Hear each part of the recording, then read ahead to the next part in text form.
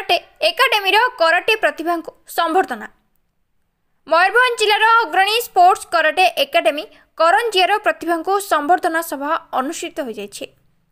Academy संपादक आशीष रंजन महंत सभापतित्व में आयोजित यह कार्यक्रम में वरिष्ठ समवायविद गिरिधारी पृष्टि, पूर्वतन नगरपाल भुवन बिहारी साहू, करंजिया वकिल संघ संपादक दिव्य प्रसाद साहू, करंजिया प्रेस क्लब संपादक कर्णाजन साहा, सांसदों प्रतिनिधि लक्ष्मीकांत राम, वरिष्ठ क्रीड़ाविद गौरी शंकर सिन्हा, समाजसेवी सुधीर अग्रवाल प्रमुख जोगदे अनुष्ठान छात्र छात्री को उत्साहित करने सहित राज्य कराटे प्रतियोगिता में पदक हासिल कर जातीय स्तर में खेलने को योग्यता अर्जन कर समीक्षा प्रियदर्शनी महंत, अनुष्का नायक, नीतिक कुमार महंत को संबर्धना देते।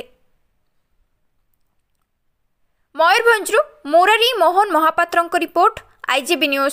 स्पोर्ट्स कराटे एकाडेमी एक अभिनंदन बैठक थिला, जो माने आम राज्य स्तर में स्वर्ण पाई से मेडल मिली से आम अभिनंदन जनइले।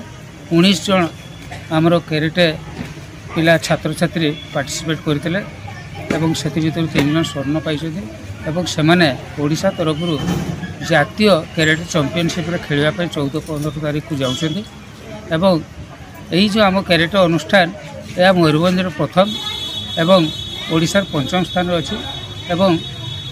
आगामी दिन में यह ओडिशा रे 1म स्थान केमती हासिल कर जो जातीय स्तर प्रतियोगिता होते समस्त विजयी लाभ करेंगे से आशा रखी आम आज उत्साहित करने बैठक बसलु।